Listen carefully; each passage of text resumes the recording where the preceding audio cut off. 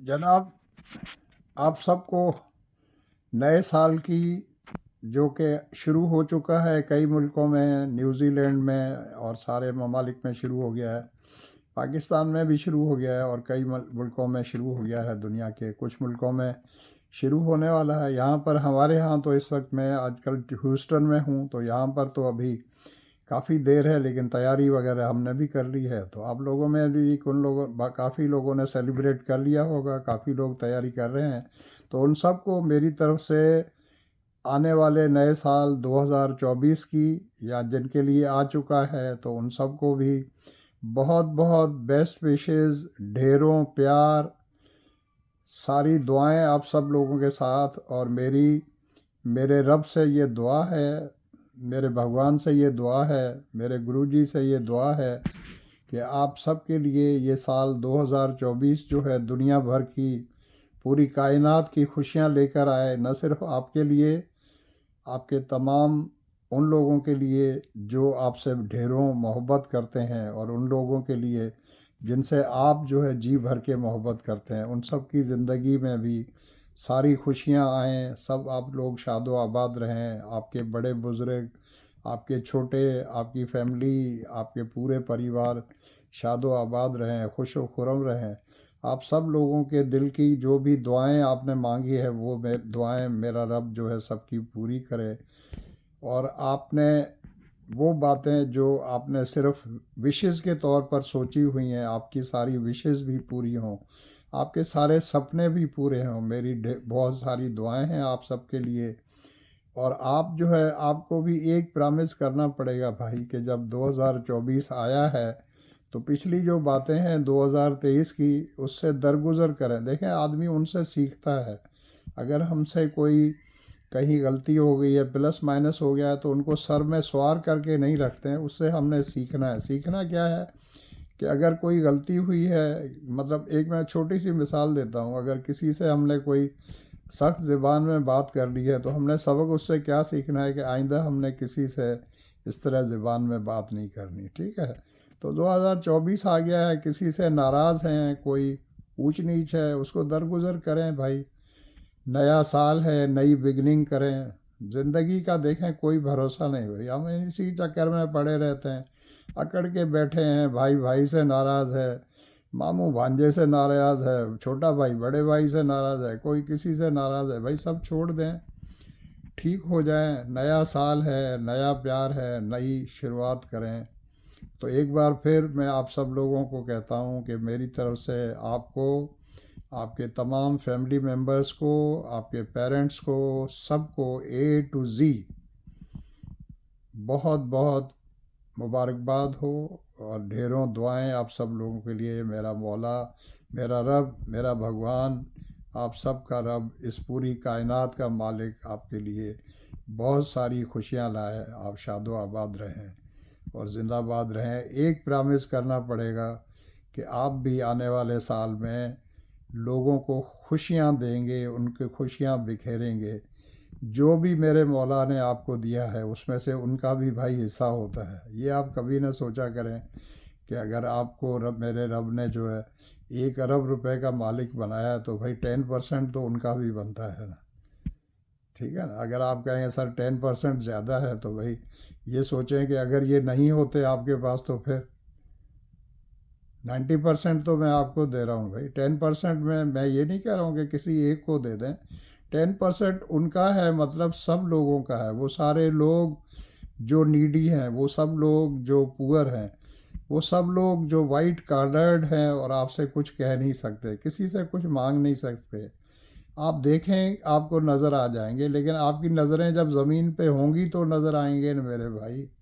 अगर आप किसी बड़ी गाड़ी में बैठे हैं जो ज़मीन से 3 4 फुट 5 फुट पता नहीं ऊपर चलती है, या आप जहाज़ों में घूम रहे हैं, अपने प्राइवेट एरोप्लेन्स में घूम रहे हैं, आपको पता ही नहीं कि लियारी के अंदर क्या गुर्बत है, या आपके वतन के अंदर थरपारकर के अंदर क्या गुर्बत है। डिस्ट्रिक्ट जो है, मिट्टी जो है, जिसका नाम थरपारकर रखा है, पहले मिट्टी रखा था, तो वहाँ के गांव में जाकर देखें मेरे भाई, लोग जूती नहीं पहनते। बहुत पुरानी बात आपको बता रहा हूँ, आज से 20 25 साल पहले हम लोग मिठी गए थे घूमने के लिए, टंडो जान मोहम्मद से या मीरपुर खास से, मेरी पूरी फैमिली साथ थी। तो मेरी एक बच्ची ने मेरे से पूछा, रास्ते में हमने गाड़ी बेची, वो रोड के ऊपर बच्चे खड़े थे, बच्चियां भी थीं, पता नहीं कोई चीज़ बेच रहे थे, जैसे थर की होती है ना, चिब्बड़ होते हैं या ग्वार की भाजी होती है, तो उनके पाँव नंगे थे, गर्मी का मौसम था, समर वेकेशंस थी, ये चीज़ ध्यान में रखें। हम पिटारो से शायद गए थे, मीरपुर खास में रहे थे, फिर आगे गए थे, या टंडो जान मोहम्मद थे, वहाँ से आगे गए थे। तो मेरी बच्ची परेशान हो गई कि अबू इन्होंने जूतियाँ क्यों नहीं पहनी हुई। तो मैंने उनसे पूछा, मैंने कहा बेटा आपने जूती क्यों नहीं पहनी हुई।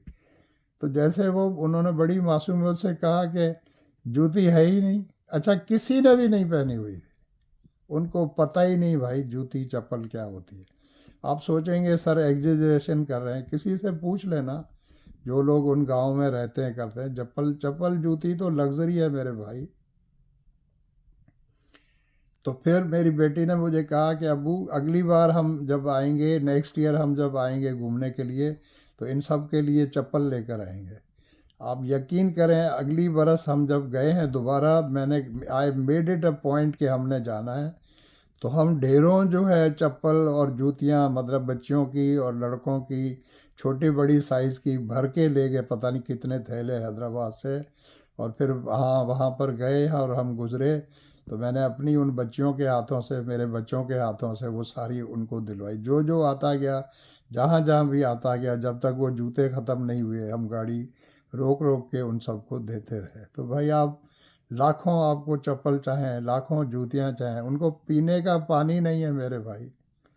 आप यकीन करेंगे 2024 में आप वहाँ चले जाएं तो पता है कौन सा पानी वो पीते हैं। जो बारिश का पानी होता है उसको अपने घर के आंगन के अंदर उन्होंने इस तरह बनाया होता है, एक डिप्रेशन सा, चारों तरफ से घर का आंगन जो है उसको नीचे की तरफ ढलवान बनाई होती है, और बीच में जाके वो सारा पानी जो है नीचे उन्होंने बहुत बड़ा टांका, उसको वो कहते हैं, एक छोटा तालाब सा है, वो बनाया होता है। तो वो सारा पानी उसके अंदर चला जाता है, ऊपर से वो इस तरह बनाते हैं जैसे फ़िल्टर वगैरह लगा होता है, तो बारिश का पानी नीचे चला जाता है। अब मेरे भाई आप सोचें, बारिश का पानी एक साल तक जब वहाँ पर पड़ा है तो उसके अंदर कितने कीड़े पड़ेंगे, और उसकी क्या सूरत हाल है। मैं गया था वहाँ पर, हमारे प्रोफेसर मजनू साहब हैं, इंग्लिश के थे, अंग्रेज़ी के प्रोफेसर थे, बोर्ड ऑफिस में पेपर असेस करने आते थे। कहाँ से आते थे?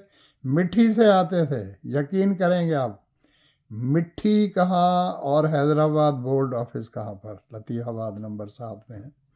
मिट्टी जो है, कम से कम वहाँ से जो एक्सप्रेस बस चलती है मिट्टी से, वो वहाँ से सुबह को 4 बजे बैठते थे। कितने बजे? फजर को 4 बजे। 4 बजे बस रवाना हो जाती है, तो घर से वो 3 बजे तो उठते होंगे ना भाई। नाश्ता करते थे, और साथ या नहीं करते थे तो साथ लेकर आते थे। दोपहर की रोटी भी बनवा कर लेकर आते थे। तो उनकी बेगम कितने बजे उठती होगी? 3 बजे उठती होगी, 2:30 बजे उठती होगी, ताकि वो घर से निकल के और बस स्टैंड तक जाते होंगे। सीट उन्होंने रिज़र्व कराई होगी। फ्राम मिट्टी टू हैदराबाद मेरा ख्याल है कम से कम 5 घंटे का सफ़र है। ये एक्सप्रेस बस की मैं बात कर रहा हूँ, 4 घंटे का, 4.5 घंटे का सफ़र।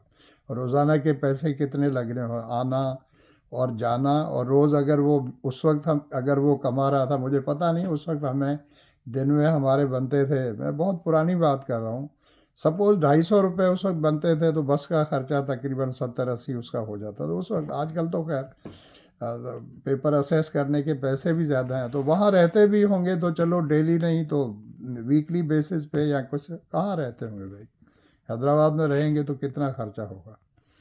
तो बस बात कहाँ से कहाँ पहुँच गई। तो ऐसे लोगों की मदद किया करें भाई, हेल्प किया करें। मेरा रब आप सब लोगों पर मेहरबान हो। Thank you so much. Blog बड़ा हो गया, सिर्फ मैंने विश करने के लिए आपको बनाया था, लेकिन बातों से बातें चली आती हैं। ये वीडियो आपको अच्छा लगे तो इसको लाइक करें और शेयर करें। मेरे चैनल को सब्सक्राइब नहीं किया है तो इसे भाई आप सब्सक्राइब करें। Thank you, love you all, take care. आप अपने बुज़ुर्गों और सब लोगों का बहुत ज़्यादा ख्याल रखें। बाय।